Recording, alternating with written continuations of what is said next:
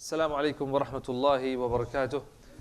بسم الله الحمد لله والصلاة والسلام على رسول الله وعلى آله وصحبه ومن والاه. اللهم لا علم لنا إلا ما علمتنا إنك أنت العليم الحكيم. اللهم علمنا ما ينفعنا وانفعنا بما علمتنا وزدنا علما وأرنا الحق حقا وارزقنا اتباعه وأرنا الباطل باطلا وارزقنا اجتنابه وادخلنا برحمتك في عبادك الصالحين آمين يا رب العالمين. أهلا وسهلا everybody to another part of our Fiqh of Salah series. As usual, we like to begin with some muraja'a. But again, just to look at the topics that we've covered, alhamdulillah, we've covered the ruling, we've covered the iqamah and the adhan, alhamdulillah. We've covered the conditions for the validity of the salah, right? Shurut sihhat al-salah. We've covered sifat al-salah, we finished it last week. Today, inshallah, we want to cover the pillars, al-arkan, wal-wajibat, and the obligations. Wa bi'idhnillah, hopefully also cover sajdat al-sahu, which is, I think a topic we all need to review. And then inshallah we'll be covering voluntary next week and the congregation, jama'ah, salah of the sick person, shortening the prayer, combining the prayer, salatul khawf, jum'ah, eid, khusuf, matar, and then طبعا kitab al-janaiz for the funeral prayer. Also, they include washing the body and shrouding the deceased and so on. So, Fiqh of Salah is quite a long chapter. طيب, let's start with some muraja'a, some review. Shabab, bismillah. بدأنا. You raise your hand, I didn't even ask a question yet. Oh, it's already there. طيب. So the first question is, what's the difference? Okay, I ask first, then you can ask. What's the difference between al-iftirash wa tawarruk position? We said that when we're sitting down, usually what's recommended is al-iftirash and also another time al-tawarruk. What's the difference between them? Who can tell us? تفضل أيمن. Since you already took some cookies. Bismillah. So you're sitting on which leg? The left leg. The left leg is under. Naam, it's folded under. Yes, and the right one is standing this way. Naam, ahsant. So this is al-iftirash. And when do we do this one? Can you do it anytime you're sitting? Yeah, so you can do al-iftirash anytime you're sitting. So anytime you're sitting between the two sujoods for the tashahhud al-awwal and also for the tashahhud al-akhir, right? Or al-akhir. So you can do that, no problem. But what's a tawarruk then?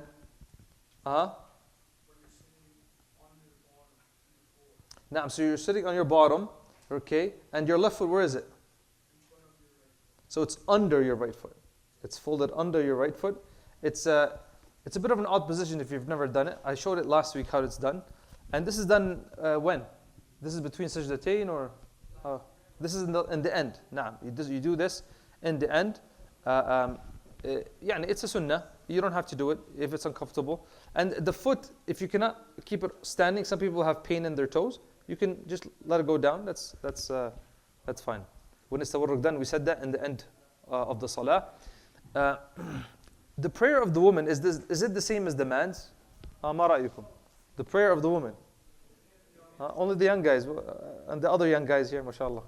Is the prayer of the woman the same as the man's? They said no. You guys agree? طيب, so what's the difference? نعم. طيب, what about the hands?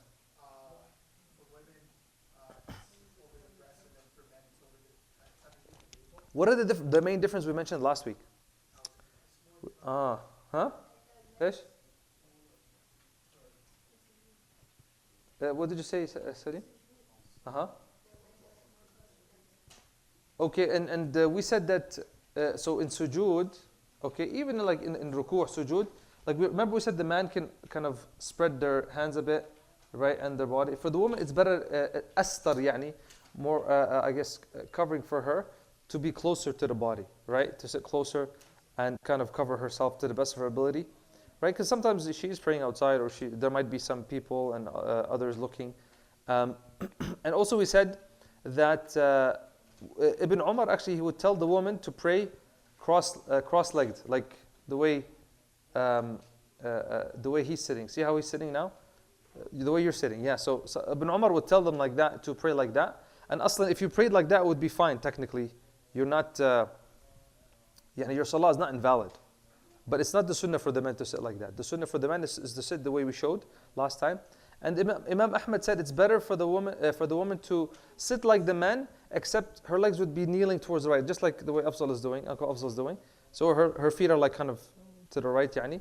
It's closer to the way the man is. And both are fine, yani. Both are fine. Wallahu a'lam. طيب, what are the four things that we seek protection from at the end of the salah? We finished at-tajahud. We haven't said taslim yet. We seek protection from four things. What are they? Huh? Jahannam, Adab al-Qabr, the fitna and of life, okay, and fitna of Masih al-Dajjal, right? Okay, ahsantum. No, those are the four things should always seek protection from, okay? And I think this is the last question. Can we make dua after the final tajahud? Ma ra'ayukum? Huh? We can make dua? Okay, inshallah, we can make dua after the final tajahud. You can make dua also in your sujood. So 2 times you can make dua is in your sujood. But what about when you're standing in salah? We actually have narrations where the Nabi sallallahu alaihi wasallam would make dua while he's reading Quran sometimes.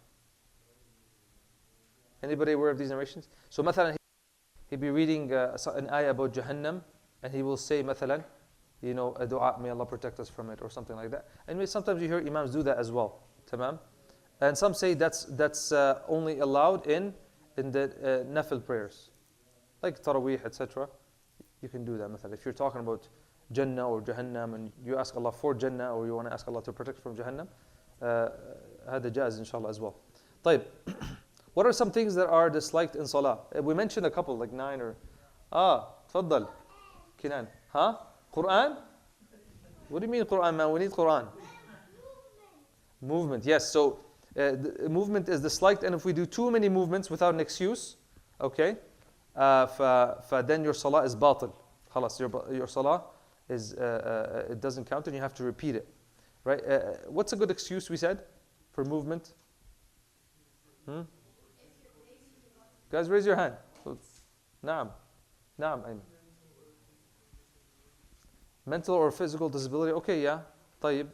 Give me something specific. Something common. To move. Huh? Your phone is ringing. You're supposed to leave it or turn it off? يعني the contemporary fatwa for that is like it's wajib for you aslan. It's wajib for you because khushu' the whole jama'ah. You're going to ruin it. Tamam? But if your phone is ringing, it's wajib for you to pick it up and turn it off. Because here you are hurting everybody else in the salah. Especially some of us, we have some music on them or something really disturbing. And then like one time, the guy was swearing on the turn it off before they turn you off. Yeah, that would be, what are some other things? Yeah, someone has a scratch, a really bad scratch. Scratch yourself, no mushkila. There's a wasp or something. I mean, if you want to be patient, take the sting, say your adhkar, it'll be gone. ما في مشكلة. طيب. What are other things that we dislike? We mentioned other things. From this side. Dislike things. Saad, you're taking notes, man. What are some of the disliked things? Muhammad. Placing hands on the waist. Yeah, like if you place your hands on the waist, we said that's disliked. And if you do it for too long, then your salah is batil. Because you're doing movements that are not part of the salah. Right? نعم تفضل نعم يوسف. We're going to talk about laughter. Laughter is going to come up today, inshallah. It will ruin your salah if it makes like 2 sounds. Okay? Laughter. What are some of the other things that we said that are disliked? Yeah, like looking around, cracking knuckles. Remember? تشبيك الأصابع. What's this called in English? Huh? Crossing your fingers? Yeah, okay. Yeah, fidgeting with things, right? Fixing your hair for no playing with your hair, your hoodie, your jacket, whatever. But what if someone has a runny nose? Huh? What's the point of raising your hand if you're just gonna speak? Huh? So they can wipe their nose. Naam. Yeah, because we talked about, like in the last part, we talked about spitting, right? We talked about somebody needs to spit. We said they can spit, right? They can spit. If they're in the masjid, they don't spit on the floor. if they're in the masjid, they can spit in a mindil. They said a khirqa or a mindil, or the mu'allif said thawb, but he means like a piece of cloth or your side or whatever. If you're outside the masjid, you spit on your left or under your foot. Tamam? And the same thing, if you have a runny nose, yeah, you can take it high. So this is a haja, right? Naam, Yusuf. No, I'm asking questions now. You can ask in a bit. دقيقة. طيب, okay, يلا ask, يلا. تفضل. Before we start, تفضل يوسف. تفضل يلا. Don't be shy. ها؟ طيب خلاص. I struck fear in you. طيب أيمن يلا, we're gonna start now. يلا تفضل. Moving before the imam, yes, definitely that would be something. And actually that would be something, if you do it intentionally, that would ruin your salah. Because the imam is there to be followed. And if someone intentionally tries to surpass the imam, then his salah would be batil. طيب. So let's start now. We're on part 5, al-arkan wal-wajibat. We covered the arkan, the wajibat, by the way, when we were describing the salah. But now the mu'allif wants to organize them. And this is extremely important to know. Okay, why is this extremely important to know? Why is it so important to know your arkan and your wajibat? Naam? Yeah, well, you need to know what you have to redo if you forget, and what you don't have to redo if you forget.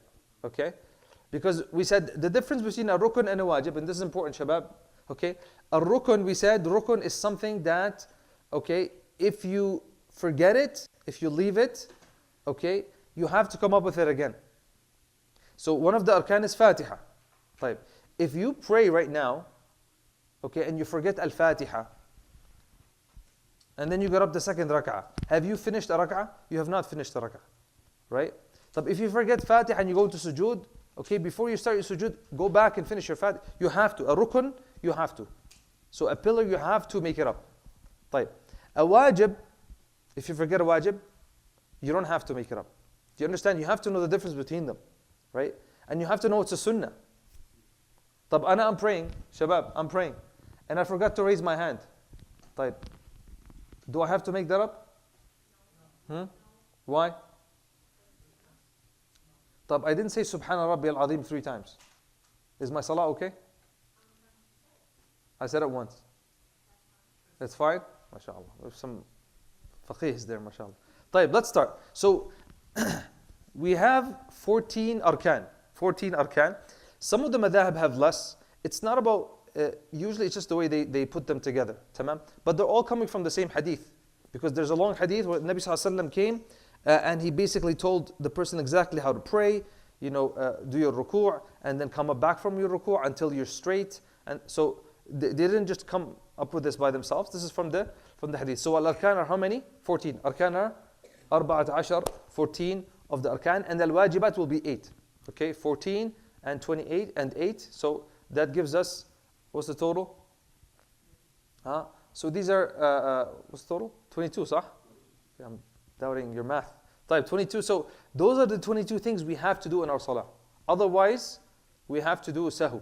Okay? And some of them we might have to make them up. And inshallah, maybe in the end what I'll do is I'll pray a salah with just the arkan and the wajibat to show you what's the minimum.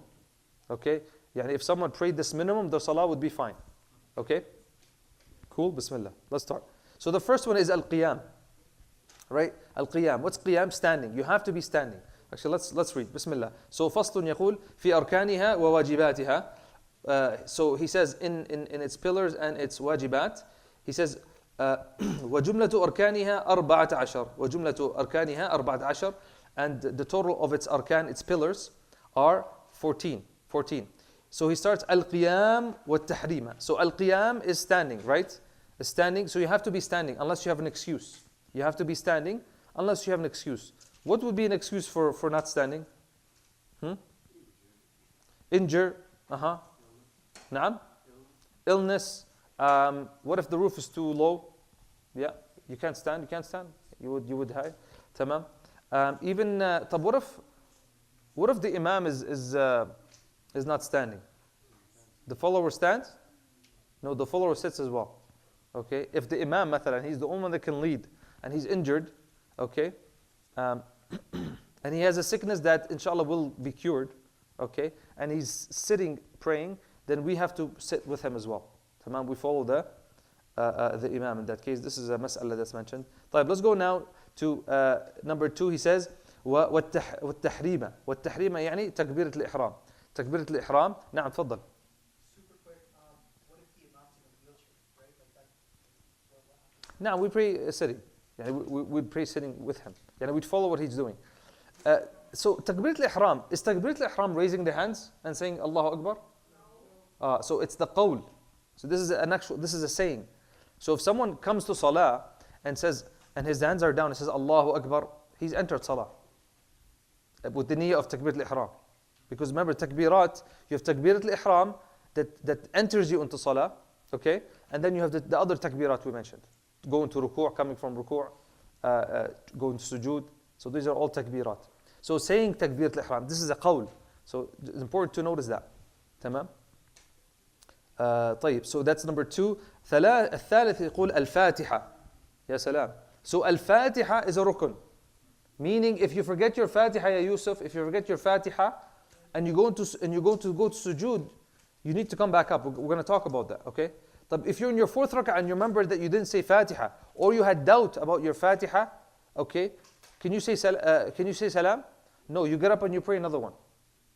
We're going to talk about as-sahu, okay? So if you want to understand sahu very well, which is coming up, you need to master this, the 14 arkan and the 14 and the 8 wajibat, obligations.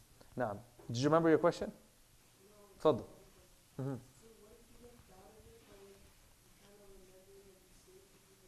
It's coming up. Doubt is coming up, inshallah. So sajdat al-sahw has all of that. So the imam's recitation. Naam, تفضل. Regarding the injured person, right? So if there are like 2 people, like one person is injured, so is it recommended for a non-injured person? Yes, if he's qualified to lead. Naam, it's better. It's akmal, yani. And If the condition for standing, like let's say my knee is injured, right? So I can stand, but I cannot sit between the sets. I'll be like kneeling sort of thing. So that. Yeah, we said that the sitting, even if someone sat like that, and his foot is even forward, that's fine. You're still sitting. But the mamu should do the normal sitting, right? If the imam is sitting like that. Yeah, you do the normal sitting, the sunnah sitting. Yeah, inshallah. طيب, so do you remember we said about the imam's recitation, right? So we said that it's enough for him. It's enough for the ma'moom, the follower. So if the imam is leading and you're a follower, his Fatiha is enough for you. Even in the quiet ones, but it's recommended in the quiet ones you read it yourself as well. Okay?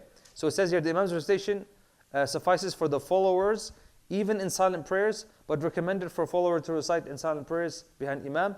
This is why if a person catches the ruku', I'm in ruku', I'm leading the salah, and then Abdul Hakim comes, he catches the rak'ah. So if he catches the ruku', I'm in ruku', right? You know, people run like, oh Allah, right? And he catches the rak'ah, his rak'ah counted. Okay, but he didn't read Fatiha. Okay? But because the imam's Fatiha is enough for him. واضح, everybody? طيب. Jamil. Yusuf, you're only allowed 3 questions. طيب, يلا. So it's like looking down, like when you're having salah, like sunnah, or is it? Yeah, something that's recommended. Yeah, something that's recommended. But if someone doesn't do it, it doesn't ruin his salah. طيب. Jamil. So, الرابع, he says, والركوع. Okay, so, I'm standing, that's 1. Okay, Allahu Akbar, that's 2. Al-Fatiha, that's 3. I'm going to ruku' now, 4. Okay, I'm going to get up from ruku', then he says, وَالْإِعْتِدَالْ عَنْهُ. وَالْإِعْتِدَالْ عَنْهُ, يعني getting up from ruku', going up from ruku', سمع الله الحمد, يعني, not saying سمع الله الحمد, getting up from ruku', okay, and being straight, that's number 5, okay, 9 more to go. طيب. And then he says, وَالسُّجُود. So now I'm going into sujood. Okay, that's number 6. وَالْإِعْتِدَالْ عَنْهُ, and getting up from sujood. Try to picture what's going on. If you don't know, if you can't picture it, let me know. Going up from sujood and being straight. Tamam. And now the sitting, okay, وَالْجُلُوسِ بَيْنَ السَّجْدَتَيْن, and sitting between the 2 sujood. Right? So you go to sujood, Subhana Rabbi al-A'la, right? Then you come sitting down. That jalsa is also a rukun. Okay? So if someone forgot it, they have to come up with it. Okay, so والجلوس بين السجدتين, that gives us number 8. Number 9, الطمأنينة. الطمأنينة. إيش الطمأنينة? Yeah, because الطمأنينة is that you're basically, the ulama have different ways to measure it, but really that you're still, right? You're not like, just moving without your muscles relaxing. So staying still after every action of the salah till all joints come to rest. Tamam? We have the hadith of the hypocrite when he prays, right? The Prophet ﷺ mentioned, sallallahu alaihi wasallam, that when the sun is setting, the munafiq, he gets up and he prays like a chicken, basically. Yeah, really fast. Okay, and so there's no tuma'nina there. Okay, and so you're standing in front of Allah subhanahu wa ta'ala, and you're supposed to be relaxing in the salah. Okay, so you want to be able to get to every position, okay, and have that tuma'nina, that relaxation. So someone shouldn't be in sujood and then up and then down again. And you see that, especially kids. When we were young, we would do that. It's like you just go like it's a race. Now you've and the tuma'nina has to be in everything you do. And so if you don't have this tuma'nina, then your salah is batil. And if you don't, how do you make that up? That's the problem. How do you make up tuma'nina? And if you realized that you prayed the first one too fast, what should you do? You should redo that first one. Anytime in that one, you should redo that first one. If you felt like you didn't have tuma'nina. طيب. Jameel. So quickly before we go to the 10th one, let's count them together. Al-Qiyam, standing is 1. Takbir al-Ihram, Allahu Akbar, 2. Al-Fatiha, 3. Ruku' 4. Getting up from ruku' 5. Sujood 6. Getting up from sujood 7. Sitting between 2 sujoods 8. And at-tuma'nina, okay, having tranquility, okay, as 9. طيب 10. Okay, and he says والتشهد الأخير. التشهد الأخير يعني التشهد in the last rak'ah. والتشهد الأخير, okay, that is also a rukun. وجلسته, so the last tashahhud, and sitting for the last tashahhud. So the tashahhud itself, التحيات لله until the end, and jalsatuhu, that would be 11. والصلاة على النبي صلى الله عليه وسلم, okay, sending salam upon the Prophet صلى الله عليه وسلم, okay, والتسليمتان, okay, salam on the Prophet, both taslims, and what's the last one? Anybody know? What's the last one? This is the taslim, number 13. We're missing one. Can I say Allahu Akbar and then read al-Fatiha and then go to sujood and then go, yeah, ahsant, at-tartib. Yeah, you have to have tartib. Okay, so at-tuma'nina wa tartib, people forget these. At-tuma'nina is that your joints are stable, okay, and at-tartib, sequence of the prayer. Okay, if you guys want me to go to the previous slide, if you want to take a picture. So these are the first 7, okay, and then so this is the first 7, and then the second 7 are these. Tamam. So these are the arkan, 14 of them. 14. How are you going to remember 14, yeah, Yusuf? Huh? How do you know it's 14? Think of something special that's 14. Huh? You want to see the pressure again? I'll charge you next time. This one's free. Tamam? طيب. Jameel. طيب, let's go to the wajibat. So remember, the 14 we just mentioned, you have to do them in your salah. You have to. There's no choice. If you forget them, you have to make them up. If you forget them, you have to make them up. The wajibat, the obligations, these ones, if you forget them, okay, if you forget them and like you're still haven't gone to the next one, you go back and do it, okay? If you forget it and then you go to the next thing, you don't have to make it up, but you still have to do sahu. We're going to talk about as-sahu, the sajda as-sahu. طيب. So the wajibat, aka also known as the obligations, 8 of them. تفضل.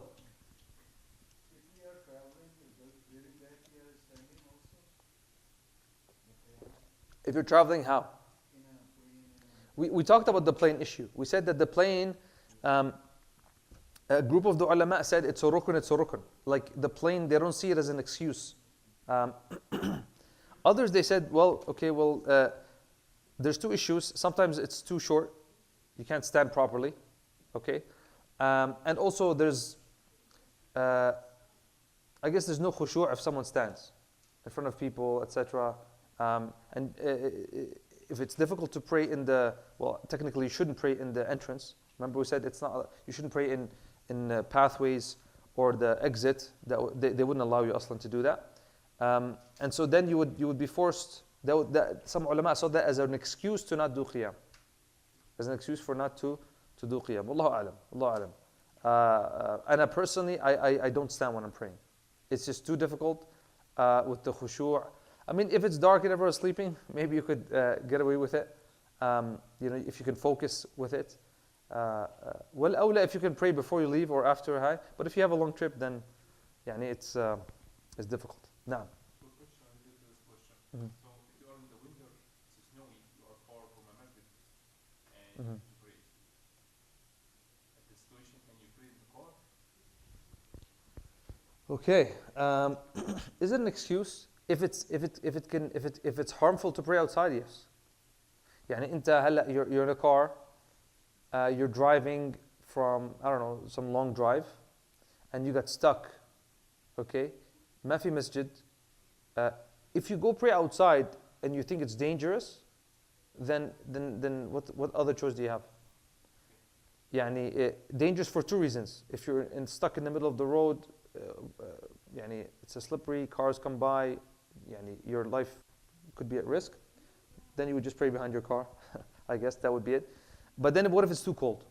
If it's not too cold, I've prayed in the winter before, carpet. You keep your salah short before. Like one time I was going to pray jama'ah. I forgot about the salah and the time was about to run out. Listen guys, and I went to a masjid and was locked here in Calgary, and it was like -10 or something. And I had to pray. So I just prayed next to the masjid outside. It was cold. So I just did my arkan wajibat, and I prayed my salah and yeah.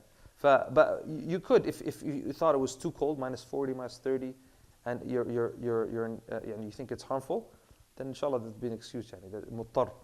نعم. تفضل. I'd like to build and expand on the concept of khushu during prayers. Mhm. So I understand for airplane and whatnot, but I've been in this situation where it's I'm traveling, I'm at the train station, I'm at the airport, it's about to be Maghrib, but I'm not on the plane yet, right? I'm in the lounge or something like that, or just a seating area. What do you do then, right? Because you can pray, yes, you can find a spot in the corner, but it also affects khushu because it's a little awkward, right? You're praying at an airport, Mhm. non-Muslim country, and regardless of your intention, it always feels a little awkward because people are watching. Mhm. There was also that incident a couple years ago with that brother who got kicked out while he was praying at the rail station in Ottawa, right? So how liberal is it, the interpretation of khushu impacting your prayer?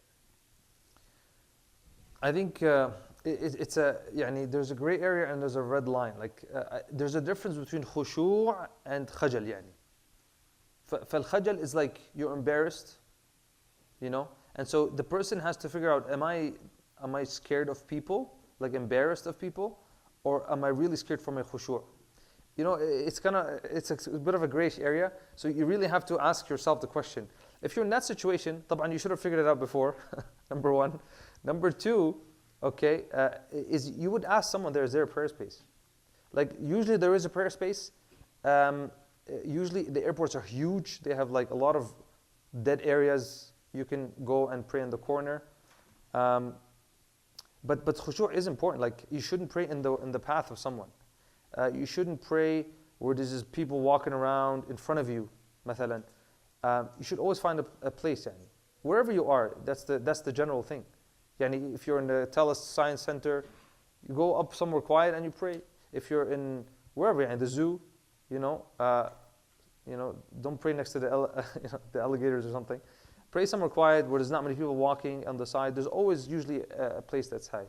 That's Again, I understand, but in that scenario, I think I prayed in one of the sitting down in one of the Mhm. seats, discreetly. That's the thing, because that one, a lot of the ulama would not see that as an excuse, because you didn't. Remember, even with the qibla, remember we said if you didn't take your due diligence, if you didn't do your due diligence, and you're like, you know what, I'm not gonna bother, and I'm just gonna pray this way. Even if you were right, they said your salah is not you've missed one of the shurut, because you didn't do your due diligence. But did you do your due diligence? And they said no prayer here. But then okay, then it's understandable. Go do that. You know what I mean? So we have an excuse in front of Allah. That's the فَاتَّقُوا اللَّهَ مَا اسْتَطَعْتُمْ. That's the general rule. You know, fear Allah subhanahu wa ta'ala as much as you can. Tafadhal Abdul Hakim. Last question, we'll go to our obligations. We got sahu to do. Mhm.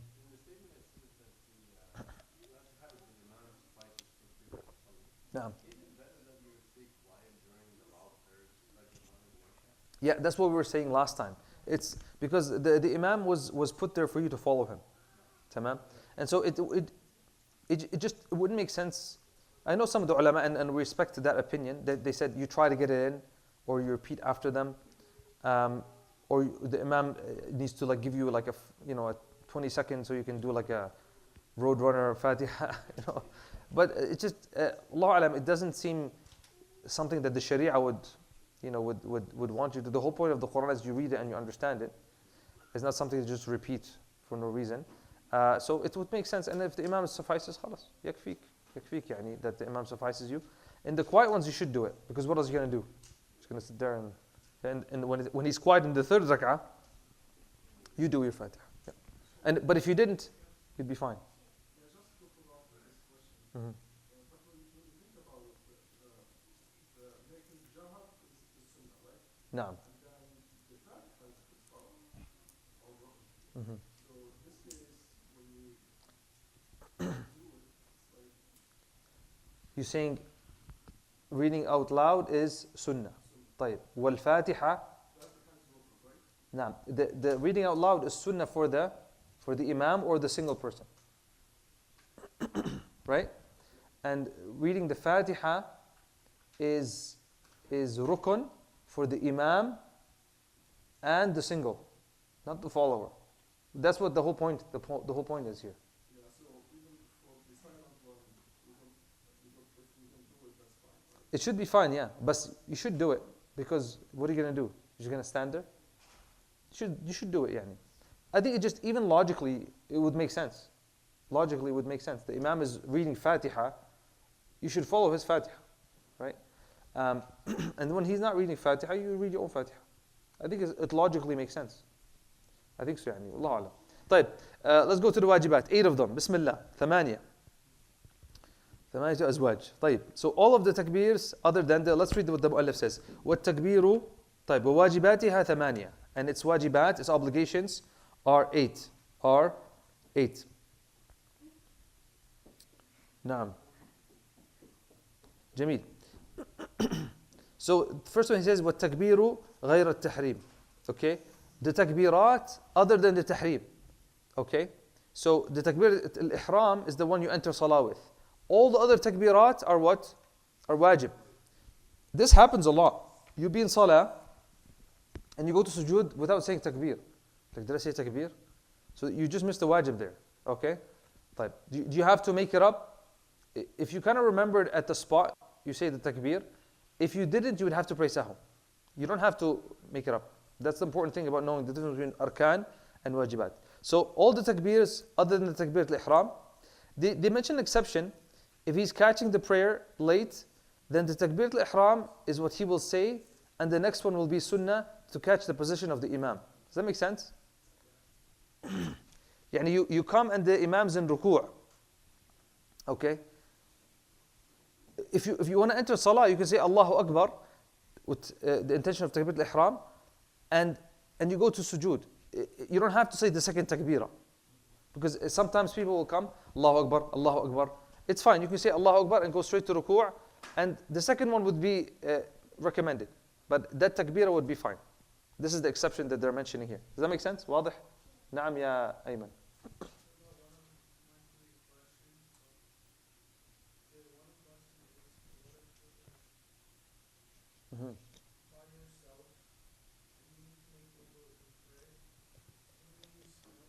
Huh? Can you use snow? If you can melt it, yeah. Because then you're like wiping. It's supposed to be, remember we said in Tahara, like it should be running, it should flow through you. Because then you're just like wiping. I'm not sure. ما رأيكم? I think I've heard this question before and they said no. It has to be like, you have to melt it somehow. أصلا, يعني, I don't know how you would do it. Can you use snow? I don't know. Would be even dangerous, والله, depending on how cold it is. نعم طيب let's continue. So تكبيرة الإحرام. Number 2. والتسميع. What's تسميع? التسميع. سمع الله. Yeah, التسميع. It's called التسميع. سمع الله. يعني saying سمع الله لمن حمده. So saying سمع الله لمن حمده is a wajib. Okay? For who? For the imam and the individual. Right? The follower does not say it. Okay? So انت هلا when you pray, if we pray Isha and you're behind me, you don't have to say سمع الله لمن حمده. Okay? What if you say it? Huh? No, what if you say سمع الله لمن حمده? It's a good question. What if you say سمع الله? The follower says سمع الله لمن حمده.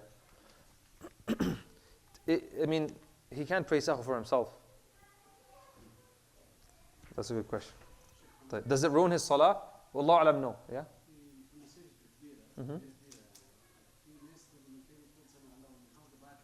Yeah, هذا للحاجة. So he's saying sometimes the imam says سمع الله لمن حمده, like the haram. They do that in the haram, right? They do it in the haram, right? He says سمع Allah, and so everybody hears, right? Back in the day, they would do that. Every like 50 lines, if there's a huge jama'ah, someone will repeat it. للحاجة يعني, for the need. Now, good question. طيب, so والتسميع is number 2. والتحميد. What's تحميد? ربنا لك الحمد. Okay, now you learned التسميع. والتحميد. وتسبيح ركوع وسجود. Okay, so saying سبحان ربي العظيم in the ركوع وسبحان ربي الأعلى once. Okay, تمام. Once is enough. So if someone said it once, that suffices. Okay? So we're at 5 now. We need 3 more. طيب. وقول رب اغفر لي. Saying رب اغفر لي in the sitting down between the 2 sujood. Okay? Saying رب اغفر لي, and in the Hanbali madhab, this is a wajib. And then he says والتشهد الأول. والتشهد الأول, the first tashahhud is wajib. وجلسته. Okay? So now in Maghrib we sat down. That tashahhud and it's sitting, it's wajib. So if someone مثلا prayed Maghrib without sitting, he missed what? He missed 2 wajibs. He missed what? 2 wajibs. Okay? So if he remembered it in the end, he would just do sahu for that. Okay? He doesn't have to make that up. Do you understand the importance of knowing the difference? Tamam? The tashahhud and the sitting, okay? Yeah. And then he mentions here the muallif, okay? وما عدا ذلك, okay? والشروط sunnah. So the arkan, anything other than, we covered the 14 arkan, the pillars, the 8 wajibat, okay? And we covered the shurut before, the 6 shurut, right? So 6 shurut, this is before. We said tahara, niyya, دخول الوقت, covering the awra, having no najasat, and qibla. نعم, والقبلة. So those things, 6, and the arkan, 14, and 8 wajibat. Everything else is what? Sunnah. That's what he's saying. وما عدا ذلك والشروط, يعني ما عدا ذلك from أركان الواجبات والشروط sunnah. Everything else is sunnah. Everything you can think of is sunnah. The ad'iyah, saying subhanallah, subhanallah al-azim more times, hamdan kathiran tayyib, all these are sunan, right? Raising the hand, etc. Those are all sunan. So then he says, فَالرُّكْنُ وَالشَّرْطُ لَا يَسْقُطَانِ سَهْوًا. So الشرط, the 6 things before salah, and al-rukn, they don't يعني, you cannot leave them if you forget them. If you forget them, you cannot leave them. If you forget the qibla, yeah, your salah doesn't count. If you forget, and he's saying, لا يسقطان سهوا, يعني out of forgetfulness. So the awrah doesn't, if you get up and pray with your awrah exposed, out of forgetfulness, your salah doesn't count, okay? So the arkan and the shurut, the 6 and the 14, those ones you have to come up with them. They're not neglected or left out of forgetfulness or ignorance. Sahwan wa jahlan, out of forgetfulness or ignorance. This is important to know. Do I have this in my notes? Yeah. So whatever is not listed under the arkan, shurut and wajibat are considered sunnah. Rukun and shurut cannot be dropped even out of forgetfulness or ignorance. Rukun and shart cannot be dropped even out of forgetfulness or ignorance. Someone is ignorant of it. Well, it's wajib for you to know that. Until you've reached the age of knowing the salah, it's wajib for you. He says, وَيَسْخُطُ الْوَاجِبْ بِهِمَا. بِهِمَا يعني بالسهو والجهل. يعني الواجب, it can be dropped, overlooked, if you forget or out of ignorance. Is it واضح? Now you understand the difference? نعم تفضل. How if you know, one of the wajibat or rukun you forgot, and then let's say this rukun you're gonna redo it, right? How if you just cancel the prayer and start from the beginning, or you forgot one of these wajibat and you say just I'm gonna redo it, or you are in the salah? No, you can't just leave the salah like that. You can't. Yeah, it's not like an on and off thing. So if you're in the salah, like, and you remembered, you do it. That's why we're going to learn now. Now we're going to learn sahu. The whole part on sahu is going to show you what you do. What if I'm about to get up and I remembered? What if? So we're going to talk about that now. Okay? But you can't just be like, khalas, you know what? Like, I really messed it up. Unless you're like, I don't know, like, what's a reason to leave salah? We said reasons to leave salah. Did we discuss this? I don't think we discussed this. But reasons to leave salah, like an emergency or your life's in danger, but you can't just leave them for no reason. إلا إذا كان نافلة. Only if it's a nafila salah. There's a hadith where what's his name? About the person whose mom called, and he didn't respond to her.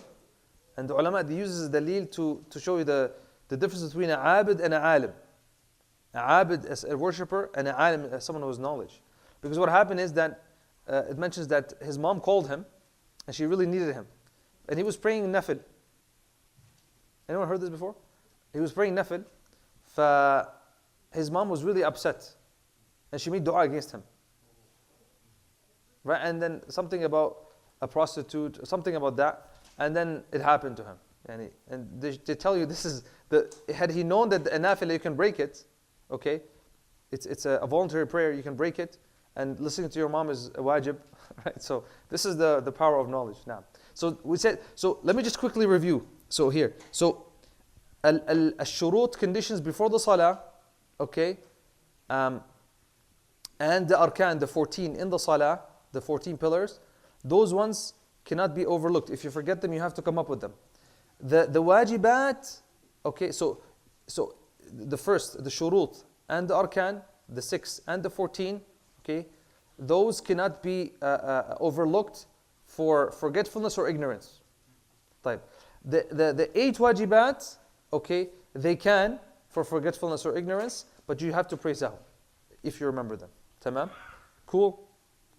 Type. If someone wants to yawn, type. Let's keep that communicating. Yeah. So yeah, this is mentioned in the footnotes that in salah there shouldn't be communicating, no sign language.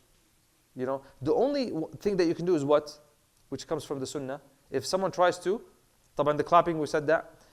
I mean, yeah, that's a type of communication. Also, if someone tries to cross you, yeah, you can put your hand and stop them.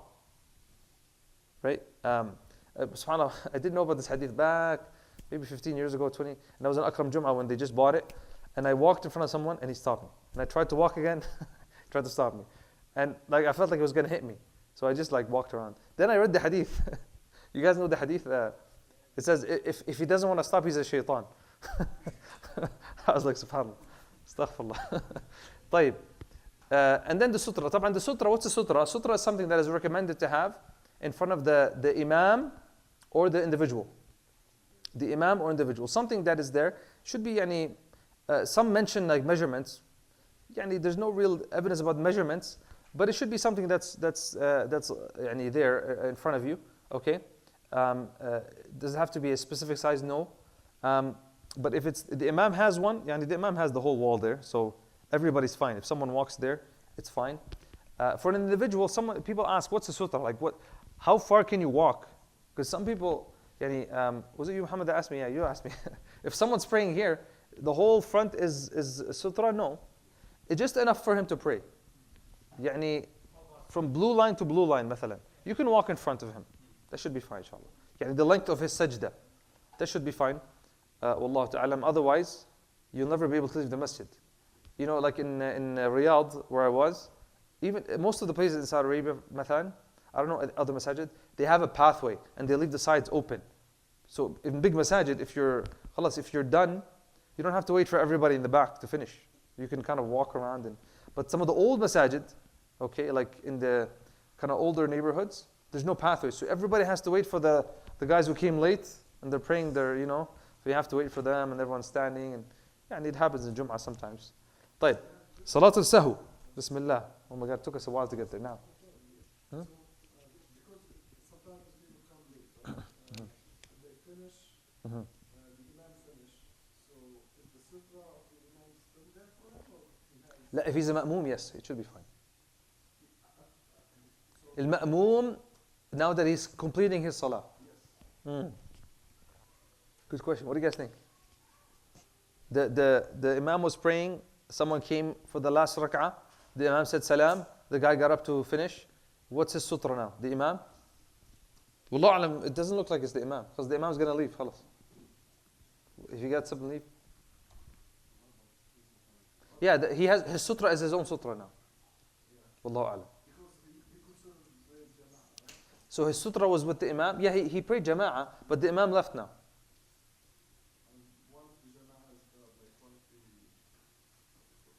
The ma'mumin are also there?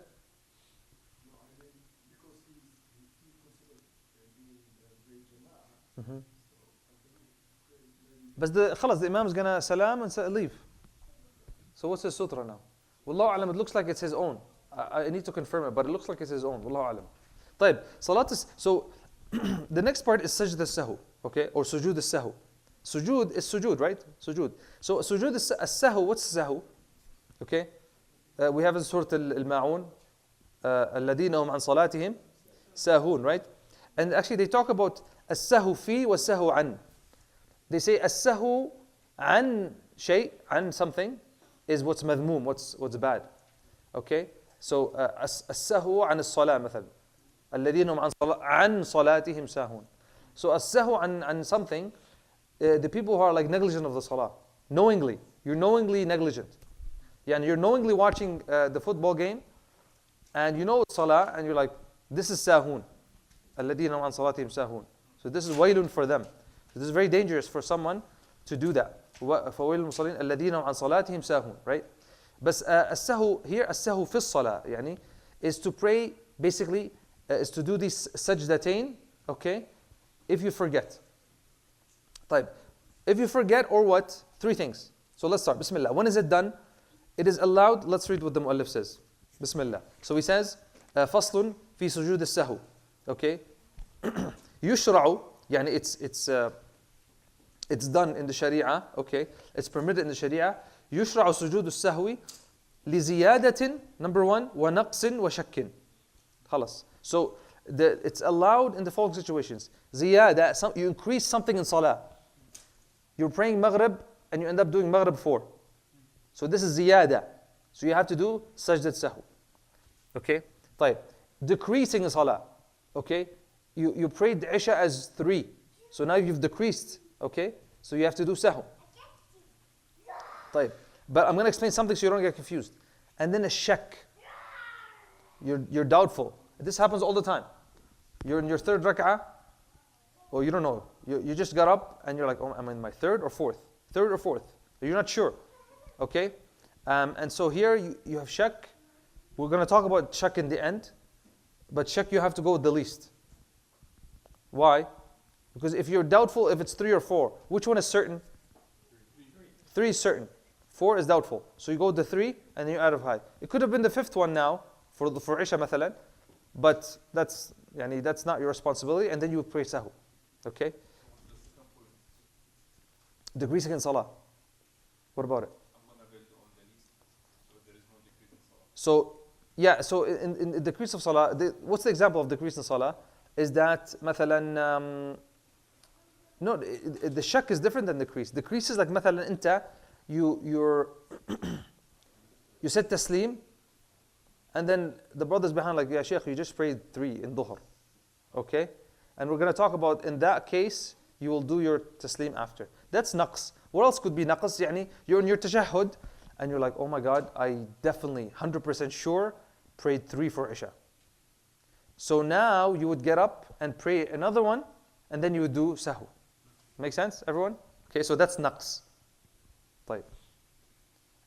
Jamil. But now you have to be careful. Am I doing ziyada? Am I increasing something out of the wajibat? Okay?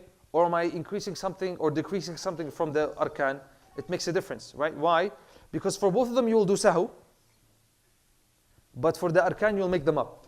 Does that make sense? For both of them you will do sahu, for the 14 arkan and for the wajibat. But for the arkan, the 14, you're going to have to make up that action. You're going to make up Fatiha. Okay? You're going to have to make up the ruku', but you'll do sahu for forgetfulness. This is like one of the chapters where it needs focus. Like the sahu, you need focus. And you need to know this by yourself, and also if you're leading the salah. And you have to know this. طيب. Mm.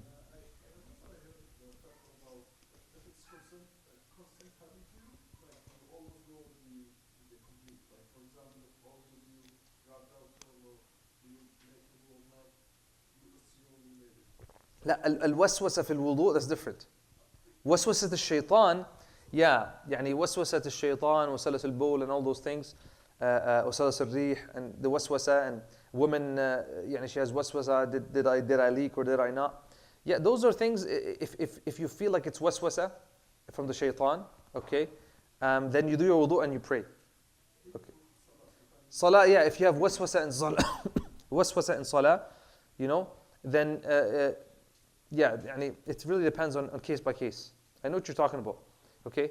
If somebody's like always having whispers that I didn't pray enough, or I always missed one, okay? Then if he figures out that that's a waswasa, then he should just spit 3 times dry spit on the left and just pray and keep going with his salah. طيب. So he says here, لا في عمد. Okay, so this is important. Al-amd is intentional. So if someone says, I'm not going to read Fatiha intentionally, what happens to salah? Khalas, his salah doesn't count. Right? And he's sinful for that. So la amd, you don't pray sahu for it. Khalas, your salah batalat. Okay? Because there's no reason why you would do that. Why would you do that? Yani that's like really, I don't know. What's the reason for that? طيب. So it is not allowed if an increase or decrease is done on purpose. Yeah, so amdan, la fi amdin. It says, وَهُوَ وَاجِبٌ. So the ahkam, the rulings of sahu are 3 with the Hanabila. You have wajib, you have sunnah, and you have mandub or mubah. Wajib, okay, something is sunnah, and something is mubah. Okay, we have 13 till adhan? Yeah. 13, right? 13, yeah. Right. So wajib, sunnah, mubah. So rulings are wajib, sunnah, and mubah. We said wajib, you have to do it. If you don't do it, you're sinful. Tamam. Sunnah is something that's recommended, and mubah is something that is okay. Tamam. Sunnah, you get extra word for it. طيب. And so the Hanabi, they say, when is it wajib? We said في النقص, okay. So يقول هنا وهو واجب لما تبطل بتعمده. You know, sometimes the Arabic you have to really. So he says it's wajib for that which تبطل بتعمده. يعني remember we said that arkan and wajibat, if you intentionally leave them, salah tabtul. So any of those, if they're left out, it's wajib. Basically he's saying the arkan and the wajibat. So it's wajib for the 14 arkan and the 8 wajibat. It's wajib to do sajdat sahu for the 14 arkan and for the 8 and for the 8 wajibat. Okay, that's what he means by وَهُوَ وَاجِبٌ لِمَا تَبْطُلُ بِتَعَمُّدِهِ, because it's those 14 and 8 that as-salah tabtul if you do it if you leave them intentionally. He says وَسُنَّةٌ. So let's cover the wajib. If left out, if left out one of the wajibat of prayer due to forgetfulness or ignorance, okay? If done on purpose, we said it will invalidate. Sah? If done on purpose, it will invalidate. If added or left out a rukun out of forgetfulness or ignorance. So we said prayer invalid if done on purpose. We've already covered that. If done out of forgetfulness, then you must return back, do it with sujood al-sahw. So I started my salah, and I forgot to, with Fatiha, I just started. Wal asr inna al khusr. Okay? And I went down, okay? And I'm now in my first tashahhud. And then, oh my God, somehow you remembered. Oh, I didn't read my Fatiha. So you have to go, now the whole first rak'ah didn't count. So you have to come up with a whole other rak'ah. Then you finish your salah, then you're going to do sahu, okay? And tasleem. Tamam? And then he says, someone who has doubt in his salah, okay, it's wajib for him. So if you add something, or you leave something, or you have doubt in something, that is wajib. That's the default. Those are the most important ones. It's wajib. You have to do sajdat sahu. When is it sunnah? They say it's sunnah when you say something that is part of the salah in the wrong time or in the wrong place. Yani you're standing and you say Subhan Rabbil Azim. Okay? Or you're like, you read Fatiha in your sujood. Something like that. Okay? Or you're like, you go down to ruku', Sami Allahu liman hamida. Something like that. Okay? I don't know if it ever happened to anybody like that. So he says here, وَسُنَّةٌ لِإِتْيَانٍ بِقَوْلٍ مَشْرُوعٍ فِي غَيْرِ مَحَلِّهِ سَهْوًا. Not amdan, sahwan, obviously, out of forgetfulness. You're like, actually, this happens. Sometimes, it happened to me before, You're coming from ruku' and you say, Allahu Akbar. Ever happened to anybody? Yeah, so you're coming from ruku', you're supposed to say what? At-tasmi' Sami Allahu hamida. So you come up, you're like, Allahu Akbar. So here it's sunnah, okay, too. But obviously you have to say Sami Allahu hamida. Sah? You have to come up with that, or now you've missed the wajib. Okay, so you're coming from ruku', you say Allahu Akbar by mistake, or Sami Allahu liman hamida. Okay, now you do sahu. It's sunnah to do sahu here. It's sunnah to do sahu. If you don't do sahu here, no problem. You're not sinful for that. So if a particular dhikr or salah of salah said in the wrong place out of forgetfulness, okay, you recite Fatiha and Tashahhud, for example. If done on purpose, now they say here if it's done on purpose, it doesn't invalidate the salah. I'm not sure what the dalil for that is, but so if you purposely say Subhan Rabbil Azim, because they say this is part of salah anyways. The qa'idah for the Hanabila is any kalam outside the salah ruins the salah. But they say if you say Subhan Rabbil Azim, technically it's a dhikr from salah, so it doesn't invalidate your salah. But you shouldn't do it. You should do sahu for it. Okay? طيب. Cool. And the third hukum we said it's permissible. يقول هنا ومباح لترك سنة. You're used to doing these sunnah. For example, what's the sunnah? Let's mention a sunnah. What's the sunnah? Saying Subhan Rabbil Azim 3 times. You're used to doing that. They say for something you're used to doing. And you forgot it this time. Okay? Or, raising your hand, right? Is that a wajib? Is it a wajib or a rukun? It's not, right? No, we said the saying of Allahu Akbar is wajib. Takbir al-ihram, saying takbir al-ihram is rukun. Raising the hand, it's sunnah. So if you're used to doing it and you forget it, it's okay to pray sahu for that. It's okay to pray sahu for that. But if you forgot to raise your hand, okay, right? Then it's okay. You don't have to do sahu. It's permissible to do it. Okay. طيب جميل. نعم تفضل.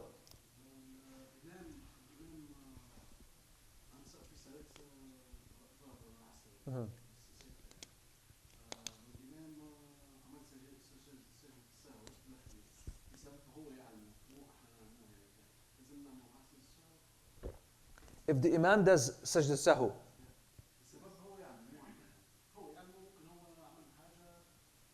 no, we follow him. We're gonna, I don't know if I mentioned it. Yeah. But no, they have an exception here. which is tricky. Even the author says, like, he's questioning it because there's يعني, they say if an imam, right, if imam, we're going to talk about it, it's going to come up. It's something to do with going back. When do you go back? Like, are you allowed to go back? And if the imam is stubborn and doesn't go back, so some of the Hanabi, they said, then he goes and breaks from him. Okay?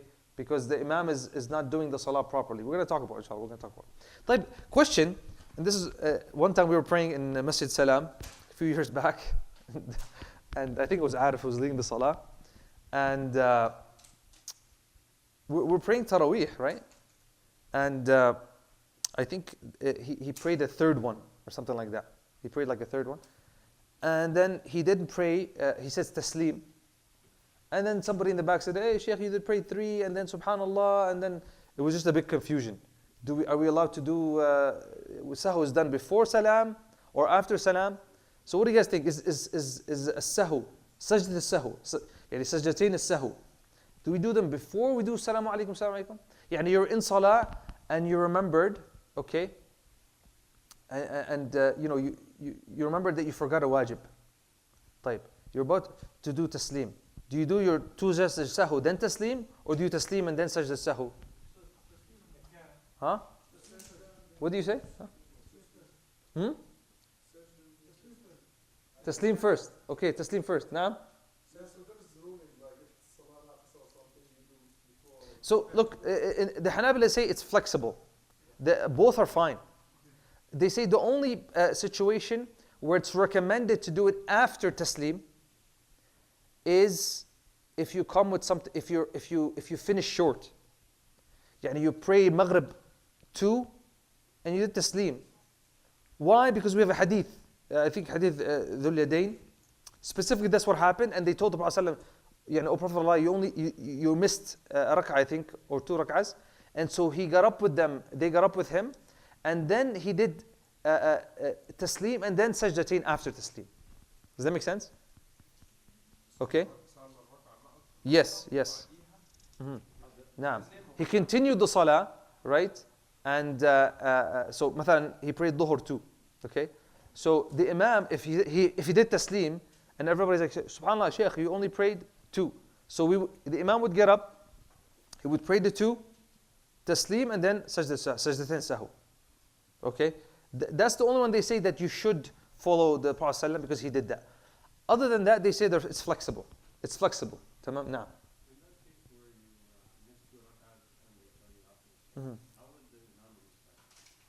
He would just say Allahu Akbar, get up and say Allahu Akbar.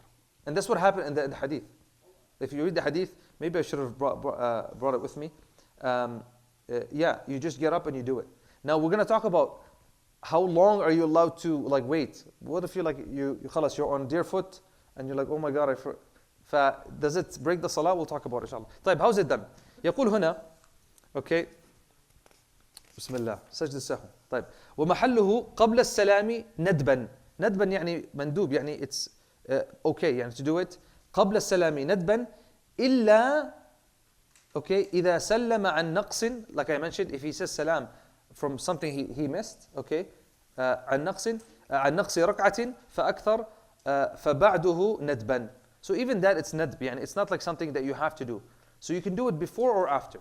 But the only time that they recommend doing it after is the same incident that happened with the Prophet sallallahu alaihi wasallam. Yeah, لحديث ذي اليدين المشهور, as he mentions here. So, cool. So recommend to do it before the taslim in all cases, but allowed after it as well, but must repeat the tashahhud in that case. Okay? What's he saying here? But allowed to do it after, but must repeat the tashahhud in that case. Yeah. So after the salah, if you're making up something, you do the tashahhud, then you do the taslim. So exception, it is recommended to do it after if ended the prayer before completing it. As we mentioned, there's naqs, because in this case has been narrated from the Prophet sallallahu alaihi wasallam, which is this case here. So he says if he ended the prayer before its completion, then it's recommended to do sujood sahu after taslim. And he gives an example here. You prayed 2 rak'ah instead of 4, or left out a rukun and realized after completion. So let's say you prayed 2 instead of 4, or you left out Fatiha, مثلا, a rukun after completion. In this case, he completes the missed part of the prayer. He does taslim. طبعا, if you forgot مثلا Fatiha, you got up, the whole rak'ah is gone. So you have to make up a whole rak'ah. So it's not like you just like, Alhamdulillah Rabbil Alameen, you just say Fatiha and then you go straight and do sahu. No, you do the whole rak'ah because you missed the rukun of the whole rak'ah.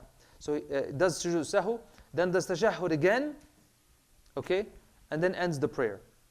If done on purpose, it invalidates the prayer, right? We said if you intentionally pray 2 instead of 4, then it invalidates the prayer. Now,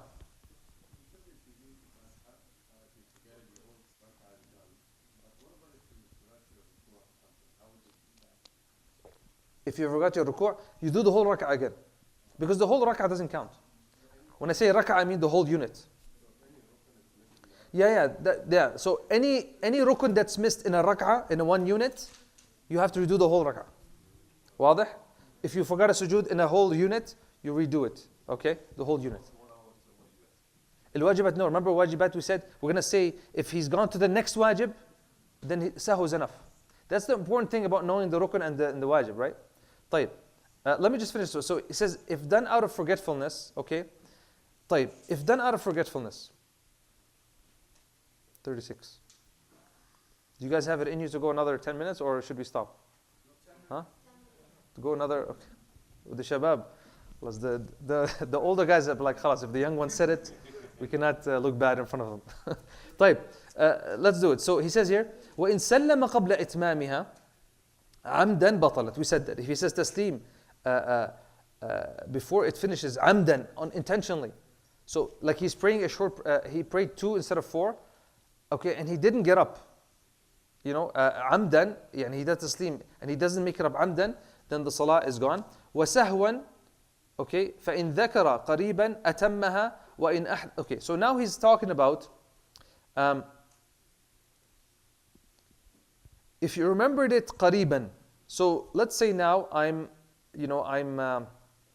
let's give an example. I think I have an example here. So if done out of forgetfulness, if a short amount of time passes according to عرف يعني what's known to be short time, يعني what's known to be short time amongst people. So now مثلا if you forget something and it's just like 10 seconds, half a minute, I think it's understood that that's a short time.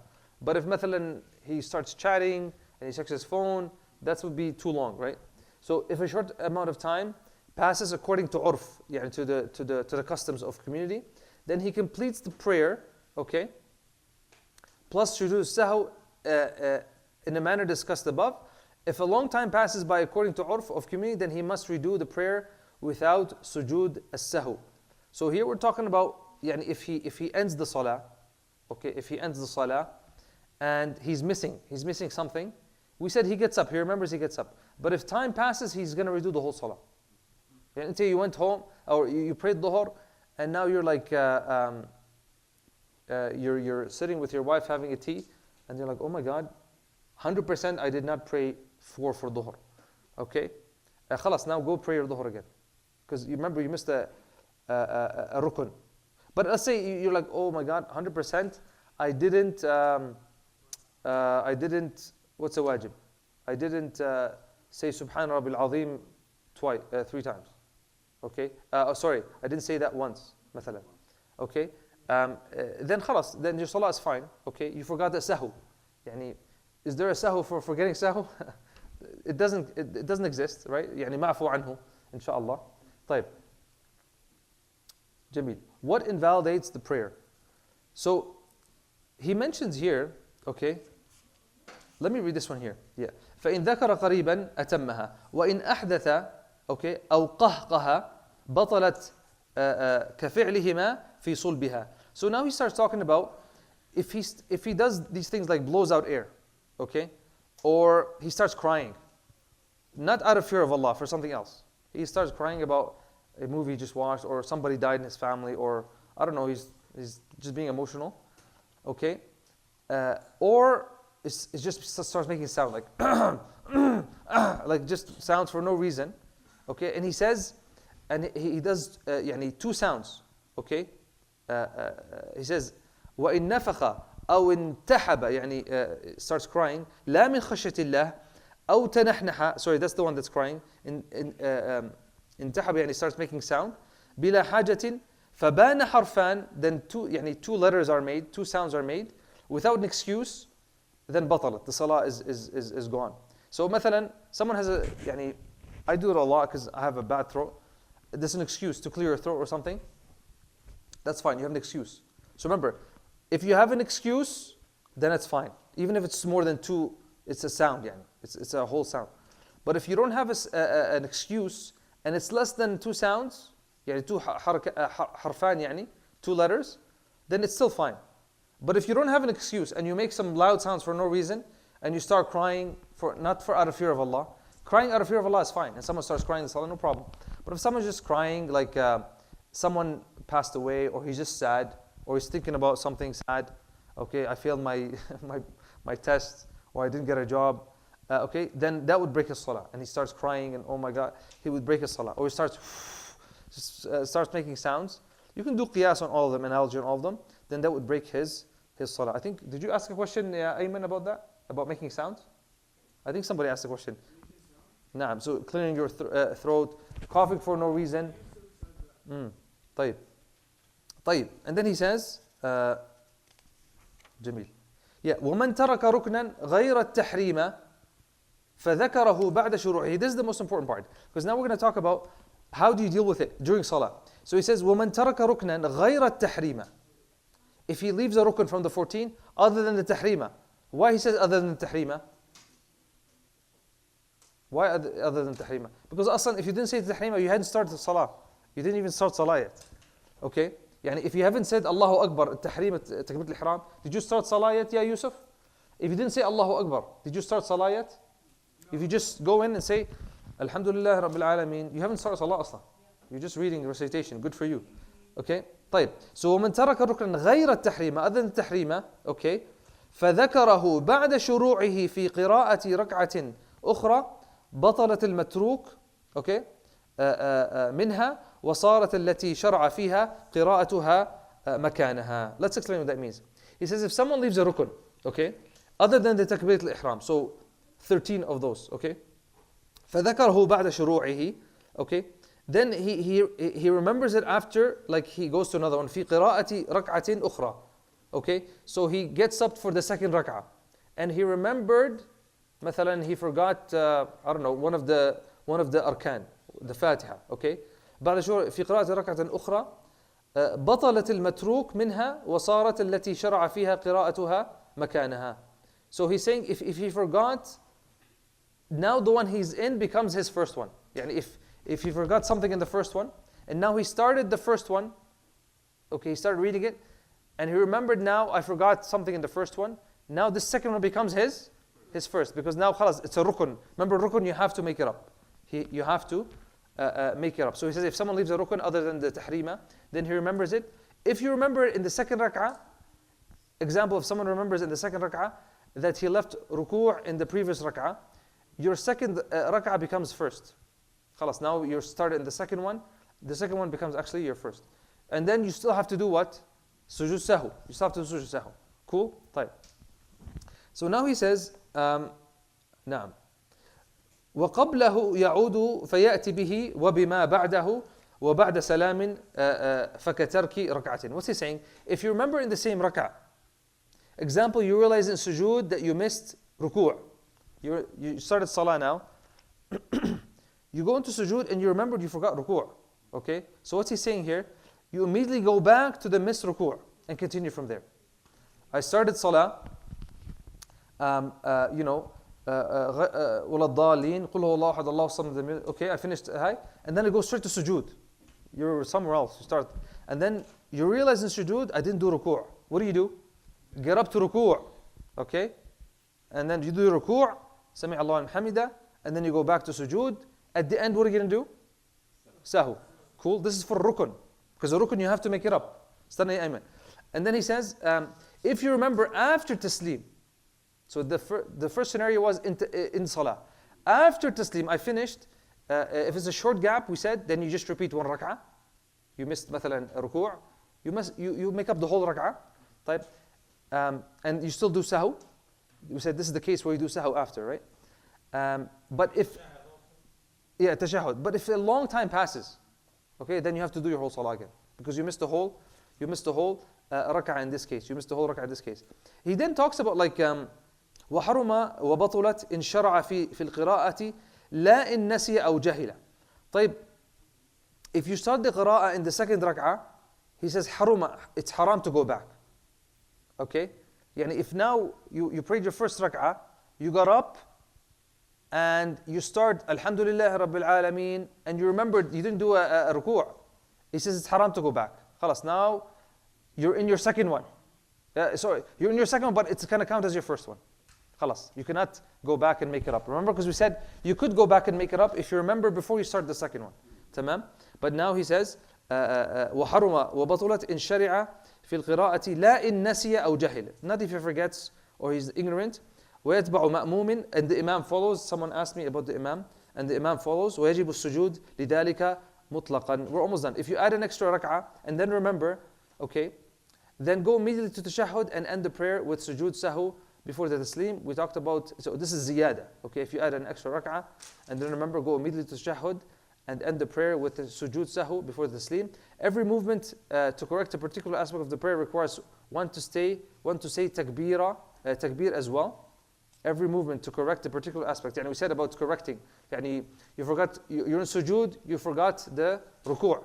Do takbira, go back, takbir, Allahu Akbar, and then you go to sujood. Does that make sense? Okay. So when because you're moving, right? When you're moving, you're supposed to do takbir. This is wajib. He says if he gets up without doing the first tashahhud, forgetfully. So he gets up without doing the first tashahhud, forgetfully. Okay. So we prayed 2 rak'ahs. Okay. And then he got up right away from sujood. He didn't stay. Okay. The second rak'ah he's supposed to do the first tashahhud. If he gets up without doing the first tashahhud forgetfully, okay. If you are on the way and realize midway, you must go back. Otherwise, okay. So you just prayed 2 rak'ahs. Okay. You're you're doing your sujood. You're supposed to go for sit down, صح? التحيات لله. But you just got up, and halfway you're like, oh, no, you go back down. That's fine. You do that. You go back down. Tamam? So he says, if you're on the way and realize mid-movement, you must go back. Otherwise, the prayer is invalid. Because now you're knowingly not doing a wajib. That's the problem, right? So if you now realize you forgot a wajib, which is sitting down, okay, there, you need to go back. Type. He says, if you stood up straight, then it is disliked to go back. خلاص, you forgot the first tashahhud, you got up and you're straight, it's disliked to go back, right? Especially here, like you're going to confuse people, okay? But they're going to start saying subhanallah. That's where the imam has to calm down and relax, okay? But it is permissible. If you start reciting Fatiha, then it's haram to go back, okay? If you start reading Fatiha, okay, then it's haram for you to go back. You'll just, khalas. Remember the wajib now, you don't have to make it up. The wajib now, the first tashahhud, no problem. So follower should just follow his imam in all above cases. Even if imam skips first tashahhud and gets up, you follow him, okay? And then he'll do sahu for you and you'll do sahu, okay? طيب. I think that's it. If you doubt anything, yeah. Let's just finish this doubt and we're done. That's it, we're done. So now he says, وَيَبْنِي عَلَى الْيَقِينِ وَهُوَ الْأَقَلُّ مَنْ شَكَّ فِي رُكْنٍ أَوْ عَدَدٍ. يَبْنِي عَلى الْيَقِينِ. يعني this is a qaida in fiqh, right? That you go according to your what's certain. Is it 4 or 3? What's certain? 3. Okay? So you go with 3. Khalas, I pray 3. It could have been 4, but you're only sure that it's 3. So if you doubt anything, you go by what you are certain about, whether it comes to a rukn or number of rak'ahs. If rukn, you assume that you didn't do it, okay? If number of rak'ahs, you go by the lower number, right? So if you're thinking, so for rukn, you're thinking, did I say Fatiha or not? The assumption is you didn't. Okay, if doubtful, I prayed Fatiha, I said Fatiha or not? Khalas. So then that whole unit is gone. You have to make up one more unit. But if I'm not sure if I did 4 or I did 3, khalas, you go with 3 and you do another one. Okay, and then you do your sahu. So we've covered increasing, decreasing, okay, يعني naqs, and we covered الشك. Cool? طيب. Now we can do that then. Now, تفضل. Yeah.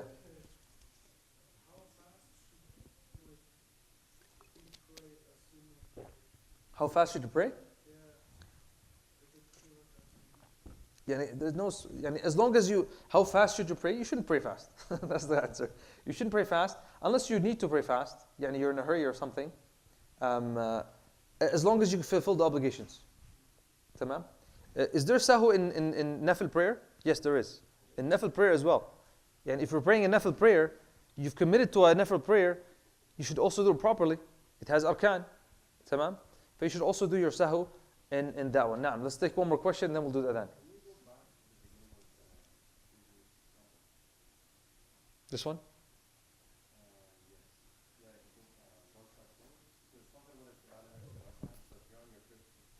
Mm-hmm.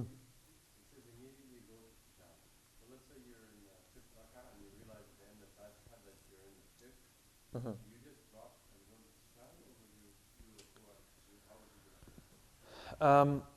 So he said, if you add an extra rak'ah and then remember, then go immediately. Yeah. So so what he's saying here is that if you are, like you said, if you prayed your 4 and you're praying your 5th one now, and then you realize, yeah, that's the 5th one.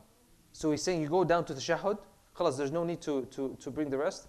Tashahhud. Say salam. Finish your tashahhud. You could do sajdatain sahu. Okay, and then salam alaykum. Does that make sense?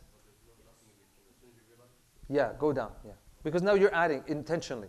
See what that's why they say you're not allowed to add intentionally, because remember I said amdan tabtul salah, but this is sahwan. Oh, okay, I'm on my 5th one. Okay, let me go down. Okay, and then sahu for adding extra. Tamam. We'll end here. Inshallah, we'll review sahu next week, inshallah, because it's one of those interesting ones, and maybe we'll do some examples next week, inshallah. Barakallahu fikum. Wassalamu alaikum wa rahmatullahi wa barakatuh.